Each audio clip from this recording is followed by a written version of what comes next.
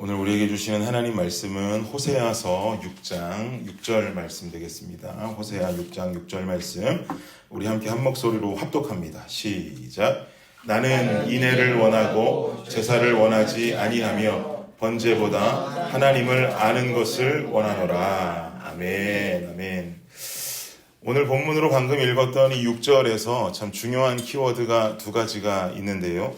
그 중요한 키워드 두 가지는 첫 번째는 인애라고 하는 단어이고 두 번째는 하나님을 아는 것이라고 하는 단어입니다. 이 단어 두 개의 정확한 의미만 우리가 알더라도 오늘 굉장한 수학이라고 볼 수 있을 겁니다. 이 두 단어는 각각 인애라고 하는 단어는 여러분 잘 아시는 것처럼 헤세드라고 하는 히브리어가 쓰여진 단어예요. 실제로 이 호세아 6장 6절의 인애는 히브리어로 헤세드라는 단어가 사용되고 있습니다. 그리고 하나님을 아는 것이라고 하는 이 말은 다트 엘로힘이라고 그 구약성서 히브리어로 쓰여져 있습니다.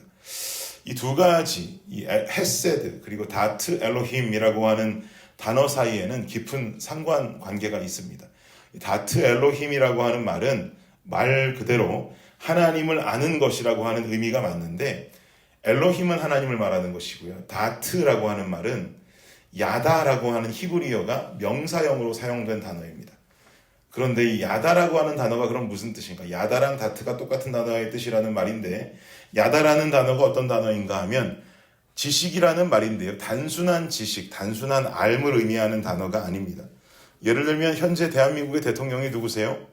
윤석열 대통령이시죠. 우리는 대한민국의 대통령이 윤석열이라고 하는 이름을 가진 사람이라는 것을 알아요. 그리고 그의 아내가 되시는 영부인이 김건희 여사라는 것도 압니다. 그리고 대충 그분에 대해서 우리가 깊이 알지 않아도 알 수 있는 것은 윤석열 대통령은 과거에 검사셨고 그리고 검찰총장을 역임했던 인물이다라는 정도는 대한민국 사람들이라면 누구나 알고 있습니다. 이 정도 아는 것을 야다라고 하는가? 그렇지 않다라는 거죠. 야다라고 하는 것은 이 정도의 알을 말하는 게 아니에요. 야다라고 하는 단어는 부부 간의 관계를 표현할 때 흔히 사용되는 단어입니다.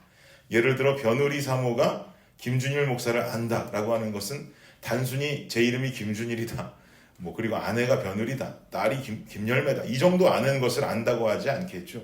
제 아내가 저를 안다라고 하는 것은 단순한 지식적인 알미 아닐 것입니다.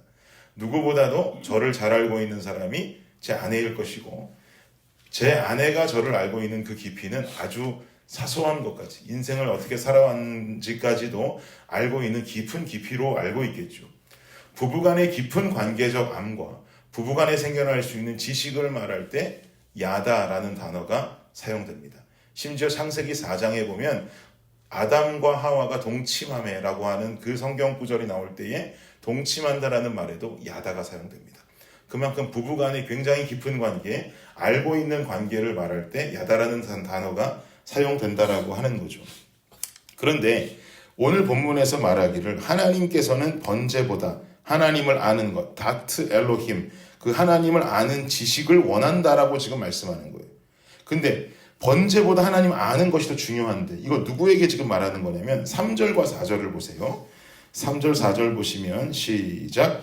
그러므로 우리가 여호와를 알자, 힘써 여호와를 알자. 그의 나타나심은 새벽빛같이 어김없나니 비와 같이 땅을 적시는 늦은 비와 같이 우리에게 임하시리라 하니라. 에브라임아 내가 내게 어떻게 하랴? 유다야 내가 내게 어떻게 하랴? 너희의 인애가 아침 구름이나 쉬 없어지는 이슬 같도다.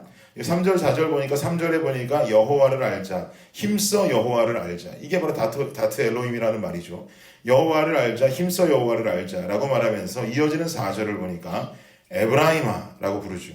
에브라임아라고 부르는 것은 제가 우리 구약 스케치하는 분들께도 말씀드렸지만 에브라임이라고 말하는 것은 북이스라엘을 통칭하는 말입니다. 그러니까 에브라임아, 유다야라는 말은 북이스라엘아, 남유다야, 이스라엘 전체를 말하는 거예요.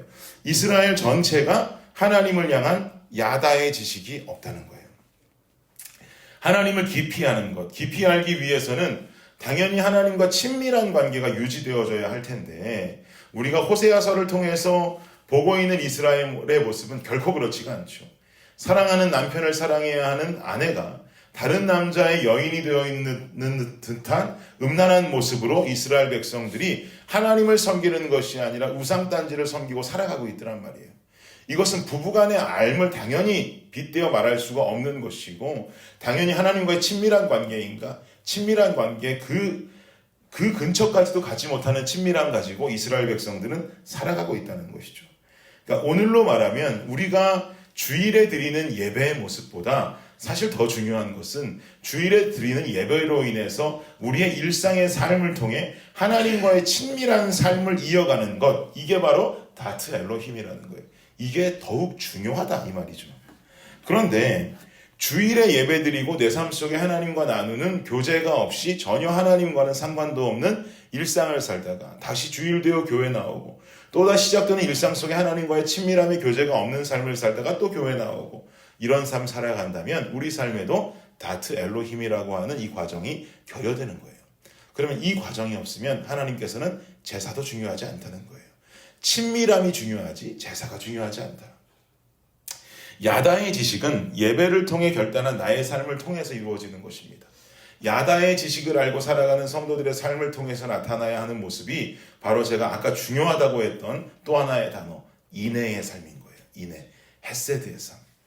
헤세드라고 하는 것은요, 여러분, 하나님의 성품이에요. 인애라고 하는 성품은 죄 많은 우리들을 조건 없이 사랑하시고 구원하신 하나님의 역사를 그대로 여실히 드러내는 대표적인 성품입니다. 그런데 이런 인애함의 사랑으로 구원을 경험한 죄 많은 백성들이 그 사랑을 주변으로 흘려보내지 못한다는 거예요. 우리가 구원받을 만해서 구원받은 것 아니고 사랑받을 만해서 사랑받은 것이 아니라 우리가 구원 얻을 수 있었던 건 하나님의 사랑이 절대적이었고 하나님의 사랑이 우리의 죄와 관계없이 우리를 버릴 수 없었던 헤세드의 인애함의 사랑이었기 때문에 우리가 구원받은 것이거든요. 그런데 우리는 삶을 살아가면서 너무나 사랑하는데 조건이 많고 너무나 사랑하는데 조건이 많다 보니까 사람들 골라 사랑하고 그 사랑을 흘려보내지 못하는 진정한 주님의 성도요 하나님의 자녀라고 말하면서 하나님의 사랑이 우리의 삶 속에는 깊이 나타나지 못하는 삶을 살아가게 되더라는 거죠. 하나님과 친밀한 관계를 가지고 살아가는 사람은 당연히 하나님의 사랑이 실제가 되어야 할 것이고 이 사랑이 실제가 된다면 누구를 미워하고 헐뜯고 정죄하는 삶을 살기보단 삶을 통해 그 사랑을 자신도 나타내는 삶을 살아야 한다는 것입니다. 그런데 6절에 말씀하기를 나는 인애를 원한다. 이런 헤세드를 원한다. 너희가 내 사랑을 흘려보내는 성도가 되기를 원하고 자녀가 되기를 원한다. 나는 이런 인애를 원하지 뭘 원하지 않아요? 제사를 원치 않는다. 이게 중요하다는 말입니다. 그만큼 중요하단 말이에요.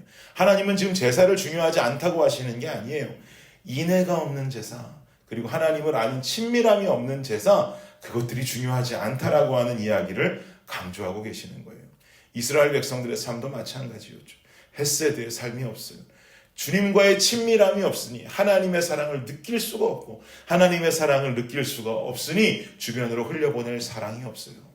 근데 우리는 그들과는 좀 다릅니다. 우리는 신앙생활이라고 하는 것을 통해서 하나님을 알고 하나님과의 친밀한 삶을 유지하며 살아가려고 몸부림을 치고 있어요.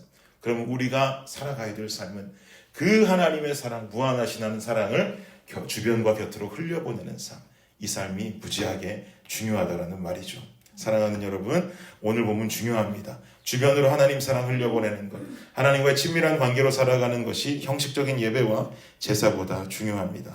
친밀한 관계는 자주 만나고 자주 대화하는 것 말고는 더 좋은 방법이 없어요.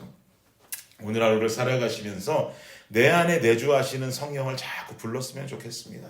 주님, 주님, 주님, 주님. 삶의 순간순간마다 그냥 주님 믿고 살아가고 한 번도 부르지 않는 삶이 아니라 우리의 삶이 때로는 고민되고 염려될 때마다 주님, 주님, 주님. 제가 어떻게 하면 좋겠습니까? 우리 삶의 선택이 필요할 때마다 주님 내가 어떻게 하면 좋겠습니까? 내 삶에 죄의 유혹이 들어올 때마다 주님 내가 이겨나게 하여 주시옵소서. 자꾸 성령을 찾고 부를 때 따뜻한 성령께서 내 안에 충만히 임재함으로 말미암아 우리와의 친밀함의 교제를 이루어 가실 것입니다. 그 성령의 인도와 역사를 구하십시오. 그리고 그로 말미암아 주변을 돌아보고 내게 보여주신 인애함을 주변으로 흘려보내는 삶을 사시기를 바랍니다. 이 삶이 나의 예배를 살아내는 예배로 만듭니다. 그리고 이 삶이 주님 기뻐하시는 삶으로 변화될 것입니다. 주님 기뻐하는 삶을 살아가는 저와 여러분 되시기를 예수님의 이름으로 축복합니다. 기도하겠습니다. 주님 감사합니다. 그렇습니다, 주님. 주님은 우리에게 인애하셨습니다. 우리가 어떤 모습을 갖추고 있던지 사랑해 주셨습니다. 그리고 우리와 친밀하기 원하셔서 예수님이 이 땅에 보내셔서 막힌 담을 허물어 버리셨습니다. 아멘. 주님, 이제는 우리가 그 막힌 담이 허물어진 그 관계를 유지하고 하나님을 우리 삶 속에 순간순간 지속적으로 찾고 부르며 친밀함의 관계를 유지해 가기를 간절히 원합니다.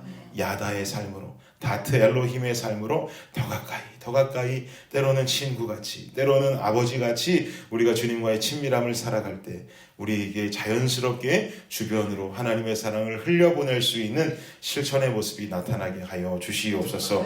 그리하여서 이 모습을 보며 아들아, 딸아, 내 마음이 참 기쁘다. 정말 너희들의 예배가 진정된 예배이고 그 예배를 통한 일상의 삶이 깨어있구나라고 하고는 칭찬을 듣는 우리 모두가 되게 하여 주시옵소서. 감사합니다. 이 모든 말씀 예수님의 이름으로 기도드립니다. 아멘.